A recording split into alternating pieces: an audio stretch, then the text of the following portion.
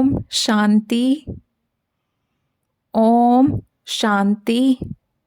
22 जनवरी 2024 आज के बाबा के महावाक्य। आज बाबा ने कहा, मीठे बच्चे, तुम्हें संपूर्ण पावन बनना है, इसलिए कभी किसी को दुख नहीं दो। कर्मेंद्रियों से कोई विकर्म ना हो। सदा बाप के फरमान पर चलते रहो। प्रश्न, पत्थर से पारस बनने की युक्ति क्या है? कौन सी बीमारी इसमें विघ्न रूप बनती है? उत्तर, पत्थर से पारस बनने के लिए पूरा नारायणी नशा चाहिए। देह अभिमान टूटा हुआ हो। यह देह अभिमान ही कड़े ते कड़ी बीमारी है। जब तक देही अभिमानी नहीं, तब तक पारस नहीं बन सकते। पारस बनने वाले ही बाप के मददगार बन सकते हैं। सर्विस भी तुम्हारी बुद्धि को सोने का बना देगी। इसके लिए पढ़ाई पर पूरा अटेंशन चाहिए। ओम शांति। रूहानी बच्चों प्रति रूहानी बाप सावधानी देते हैं कि बच्चे अपने को संगम युगी समझो। सतयुगी तो नहीं समझेंगे। तुम ब्राह्मण ही अपने को संगम युगी समझेंगे, और तो सभी अपने को कलयुगी समझेंगे। बहुत फर्क है सतयुग और कलयुग, स्वर्गवासी व नरकवासी। तुम तो ना स्वर्गवासी हो ना नरकवासी, तुम हो पुरुषोत्तम संगमवासी। इस संगम युग को तुम ब्राह्मण ही जानते हो, और कोई नहीं जानते। तुम भल जानते भी हो, परंतु भूल जाते हो। अब मनुष्यों को कैसे समझाएं? वे तो रावण की जंजीरों में फंसे हुए हैं। राम राज्य तो है नहीं। रावण को जलाते रहते हैं, इससे सिद्ध है कि रावण राज्य है। राम राज्य क्या है और रावण राज्य क्या है, यह भी तुम समझते हो नंबरवार। बाप आते हैं संगम युग पर, तो यह भेंट भी अभी की जाती है सतयुग और कलयुग की। कलयुग में रहने वालों को नरकवासी, सतयुग में रहने वालों को स्वर्गवासी कहा जाता है। स्वर्गवासी को पावन, नरकवासी को पतित कहा जाता है। तुम्हारी तो बात ही निराली है। तो तुम इस पुरुषोत्तम संगम युग को जानते हो। तुम समझते हो हम ब्राह्मण हैं। वर्णों वाला चित्र भी बहुत अच्छा है। इस पर भी तुम समझा सकते हो। कॉन्ट्रास्ट बताना चाहिए। जो मनुष्य अपने को नरकवासी, पतित, कंगाल समझे। लिखना चाहिए, अब यह पुरानी कलयुगी दुनिया है। सतयुग स्वर्ग नई दुनिया है। तुम नरकवासी हो या स्वर्गवासी? तुम देवता हो या असुर? ऐसे तो नहीं कहेंगे कि हम स्वर्गवासी हैं। कई ऐसे समझते हैं हम तो स्वर्ग में बैठे हैं। अरे यह तो नरक है ना। सतयुग है कहाँ? यह रावण राज्य है। तब तो रावण को जलाते हैं। उन्हों के पास भी कितने जवाब होते हैं। सर्वव्यापी पर भी कितनी डिबेट करते हैं। तुम बच्चे तो एकदम क्लियर पूछते हो, अब नई दुनिया है या पुरानी दुनिया? ऐसे क्लियर कॉन्ट्रास्ट बताना है। इसमें बहुत ब्रेन चाहिए। ऐसा युक्ति से लिखना चाहिए जो मनुष्य अपने से पूछें कि मैं नरकवासी हूँ या स्वर्गवासी, यह पुरानी दुनिया है या नई दुनिया है, यह राम राज्य है या रावण राज्य। हम पुरानी कलयुगी दुनिया के रहवासी हैं या नई दुनिया के वासी हैं। हिंदी में लिखकर फिर अंग्रेजी गुजराती में ट्रांसलेट करें तो मनुष्य अपने से पूछे कि हम कहाँ के रहवासी हैं। कोई शरीर छोड़ते हैं तो कहते हैं स्वर्ग पधारा, लेकिन स्वर्ग अभी है कहाँ? अभी तो कलयुग है। जरूर पुनर्जन्म भी यहाँ ही लेंगे ना। स्वर्ग तो सतयुग को कहा जाता है, वहाँ अभी कैसे जाएंगे? यह सब विचार सागर मंथन करने की बातें हैं। ऐसे क्लियर कॉन्ट्रास्ट हो, उसमें लिख दो भगवानुवाच। हर एक अपने से पूछे, मैं सतयुगी राम राज्य निवासी हूँ या कलयुगी रावण राज्य का निवासी हूँ। तुम ब्राह्मण हो संगमवासी, तुमको तो कोई जानते ही नहीं। तुम हो सबसे न्यारे, तुम सतयुग कलयुग को यथार्थ जानते हो। तुम ही पूछ सकते हो कि तुम विकारी भ्रष्टाचारी हो या निर्विकारी श्रेष्ठाचारी हो। यह तुम्हारा किताब भी बन सकता है। नई नई बातें निकालनी पड़े ना, जिससे मनुष्य समझे कि ईश्वर सर्वव्यापी नहीं है। तुम्हारी यह लिखत देख आपे ही अंदर से पूछेंगे। इसको आयरन एज तो सब कहेंगे। सतयुगी डीटी राज्य तो इनको कोई कह ना सके। यह हेल है या हेवन।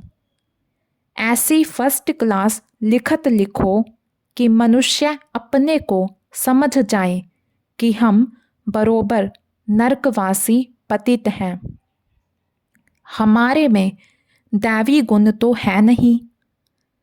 कलयुग में सतयुगी कोई हो ना सके। ऐसे विचार सागर मंथन कर लिखना चाहिए। जो ओटे सो अर्जुन, गीता में अर्जुन का नाम दिया है। बाबा कहते हैं यह जो गीता है उसमें आटे में लून है। लून और चीनी में कितना फर्क है? वह मीठा, वह खारा। श्री कृष्ण भगवानुवाच लिखकर गीता ही खारी कर दी है। मनुष्य कितना दलदल में फंस पड़ते हैं। विचारों को ज्ञान के राज का भी पता नहीं है। ज्ञान भगवान तुमको ही सुनाते हैं और किसी को पता ही नहीं। नॉलेज तो बहुत सहज है, परंतु भगवान पढ़ाते हैं यह भूल जाते हैं। टीचर को ही भूल जाते हैं। नहीं तो स्टूडेंट कभी टीचर को भूलते नहीं हैं। घड़ी घड़ी कहते हैं बाबा हम आपको भूल जाते हैं। बाबा कहते हैं माया कम नहीं है, तुम देह अभिमानी बन पड़ते हो, बहुत विकर्म बन जाते हैं। ऐसा कोई खाली दिन नहीं जो विकर्म ना होते हो। एक मुख्य विकर्म यह करते हो जो बाप के फरमान को ही भूल जाते हो। बाप फरमान करते हैं मन मना भव, अपने को आत्मा समझो। यह फरमान मानते नहीं हैं तो जरूर विकर्म ही होगा। बहुत पाप हो जाते हैं। बाप का फरमान बहुत सहज भी है तो बहुत कड़ा है। कितना भी माथा मारे फिर भी भूल जाएंगे, क्योंकि आधा कल्प का देह अभिमान है ना। 5 मिनट भी यथार्थ रीति याद में बैठ नहीं सकते। अगर सारा दिन याद में रहें फिर तो कर्मातीत अवस्था हो जाए। बाप ने समझाया है, इसमें मेहनत है। तुम वह जिस्मानी पढ़ाई तो अच्छी रीति पढ़ते हो, हिस्ट्री ज्योग्राफी पढ़ने की कितनी प्रैक्टिस है, परंतु याद की यात्रा का बिल्कुल ही अभ्यास नहीं। अपने को आत्मा समझ बाप को याद करना, यह है नई बात। विवेक कहता है, ऐसे बाप को तो अच्छी रीति याद करना चाहिए। थोड़ा टाइम निकाल रोटी टुक्कड़ खाते हैं, वह भी बाबा की याद में। जितना याद में रहेंगे उतना पावन बनेंगे। ऐसे बहुत बच्चे हैं जिनके पास इतने पैसे हैं जो ब्याज मिलता रहे। बाप को याद करते रोटी टुक्कड़ खाते रहें बस, परंतु माया याद करने नहीं देती। कल्प पहले जिसने जितना पुरुषार्थ किया उतना ही करेंगे।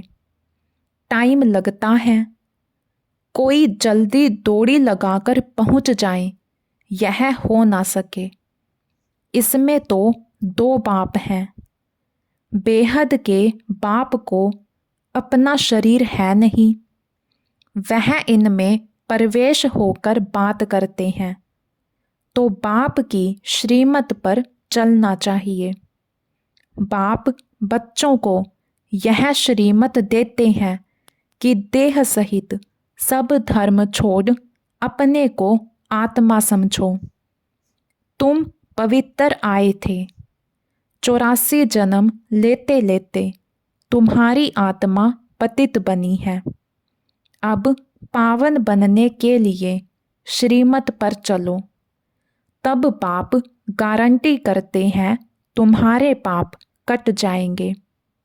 तुम्हारी आत्मा कंचन बन जाएगी, फिर वहाँ देह भी कंचन मिलेगी। जो इस कुल का होगा वह तुम्हारी बातें सुनकर सोच में पड़ जाएगा, कहेगा तुम्हारी बात तो ठीक है। पावन बनना है तो किसी को दुख नहीं देना है। मनसा वाचा कर्मणा पवित्र बनना है।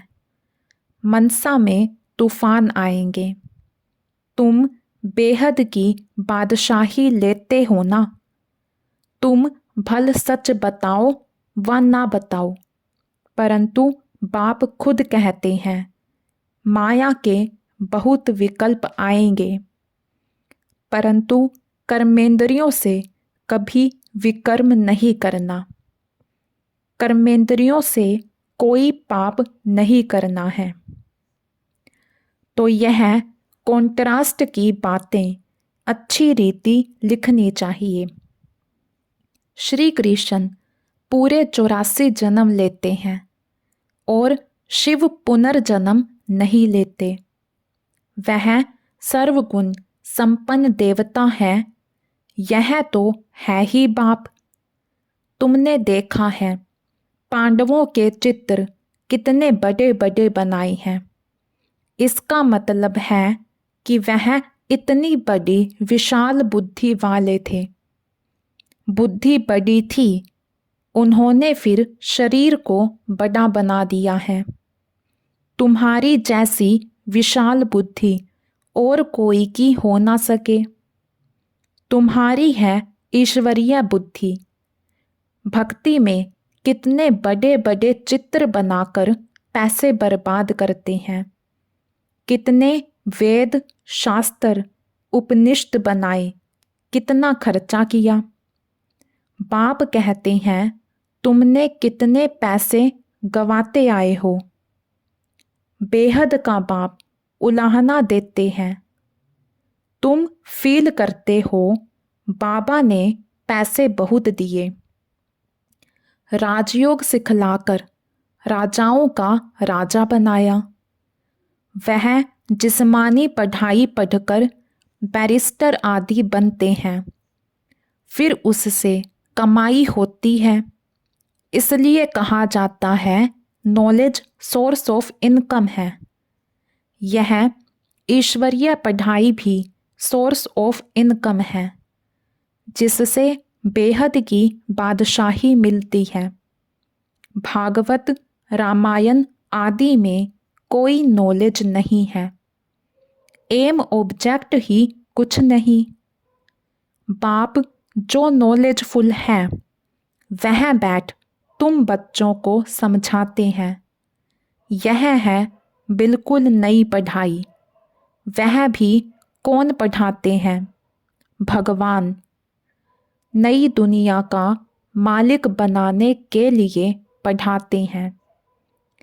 इन लक्ष्मी नारायण ने यह पढ़ाई से ऊंच पद पाया है। कहाँ राजाई, कहाँ प्रजा। कोई की तकदीर खुल जाए तो बेड़ा पार है। स्टूडेंट समझ सकते हैं कि हम पढ़ते हैं और फिर पढ़ा सकते हैं व नहीं। पढ़ाई पर पूरा अटेंशन रखना चाहिए। पत्थर बुद्धि होने के कारण कुछ भी समझते नहीं हैं। तुमको बनना है सोने की बुद्धि। वह उन्हों की बनेगी जो सर्विस में रहेंगे। बैज पर भी किसी को समझा सकते हो। बेहद के बाप से बेहद का वर्षा लो। भारत स्वर्ग था ना। कल की बात है, कहाँ 5000 वर्ष की बात, कहाँ लाखों वर्ष की बात। कितना फर्क है। तुम समझाते हो तो भी समझते नहीं है, जैसे बिल्कुल ही पत्थर बुद्धि है। यह बैज ही तुम्हारे लिए जैसे एक गीता है, इसमें सारी पढ़ाई है।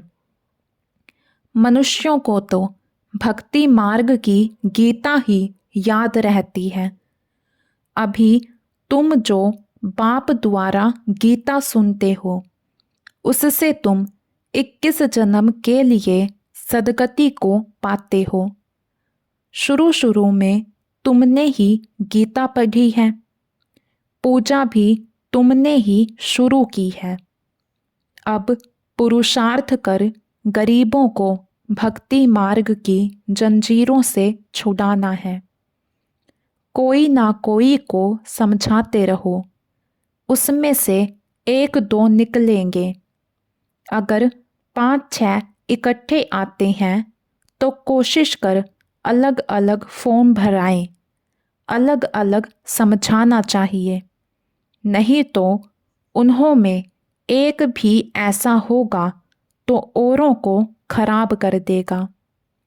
फॉर्म तो ज़रूर अलग भराओ। 1-2 को देखे भी नहीं तो वह समझ सकेंगे।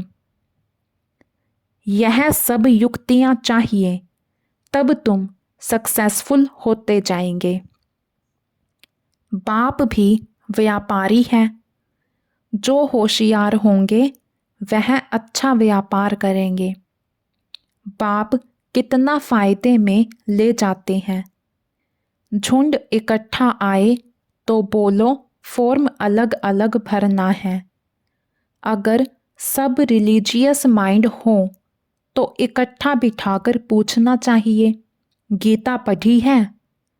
देवताओं को मानते हो? बाबा ने कहा है भक्तों को ही सुनाना है। हमारे भक्त और देवताओं के भक्त वह जल्दी समझेंगे। पत्थर को पारस बनाना कोई मासी का घर नहीं है। देह अभिमान कड़े ते कड़ी बहुत गंदी बीमारी है। जब तक देह अभिमान नहीं टूटा है तब तक सुधरना बड़ा मुश्किल है। इसमें तो पूरा नारायणी नशा चाहिए। हम अशरीरी आए, अशरीरी बनकर जाना है। यहाँ क्या रखा है? बाप ने कहा है मुझे याद करो। इसमें ही मेहनत है, बड़ी मंजिल है। चलन से मालूम पड़ता है यह अच्छे मददगार बनेंगे कल्प पहले मिसल। अच्छा, मीठे मीठे सिकी लधे बच्चों प्रति माता पिता बाप दादा का याद प्यार और गुड मॉर्निंग। रूहानी बाप की रूहानी बच्चों को नमस्ते। हम रूहानी बच्चों की रूहानी बाप दादा को दिल व जान शिकवा प्रेम से नमस्ते जी, नमस्ते जी। धारणा के लिए मुख्य सार।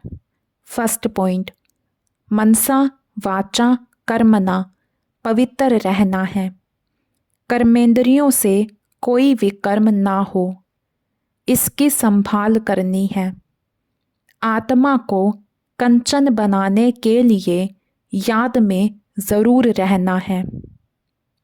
सेकंड पॉइंट, देह अभिमान की कड़ी बीमारी से छूटने के लिए नारायणी नशे में रहना है। अभ्यास करो। हम अशरीरी आए थे, अब अशरीरी बनकर वापस जाना है। वरदान, योग करने और कराने की योग्यता के साथ साथ परयोगी आत्मा भव। योग करने और कराने की योग्यता के साथ साथ परयोगी आत्मा भव। बाप दादा ने देखा बच्चे योग करने और कराने दोनों में होशियार हैं, तो जैसे योग करने और कराने में योग्य हो, ऐसे प्रयोग करने में योग्य बनो और बनाओ। अभी प्रयोगी जीवन की आवश्यकता है। सबसे पहले चेक करो कि अपने संस्कार परिवर्तन में कहाँ तक प्रयोगी बने हैं, क्योंकि श्रेष्ठ संस्कार ही श्रेष्ठ संसार के रचना की नींव है।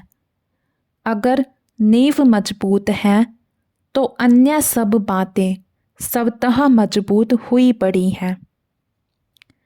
स्लोगन, अनुभवी आत्माएं कभी वायुमंडल व संग के रंग में नहीं आ सकती। अनुभवी आत्माएं कभी वायुमंडल व संग के रंग में नहीं आ सकती। आज का अव्यक्त इशारा। अव्यक्ति साइलेंस द्वारा डबल लाइट फरिश्ता स्थिति का अनुभव करो। अव्यक्ति साइलेंस द्वारा डबल लाइट फरिश्ता स्थिति का अनुभव करो।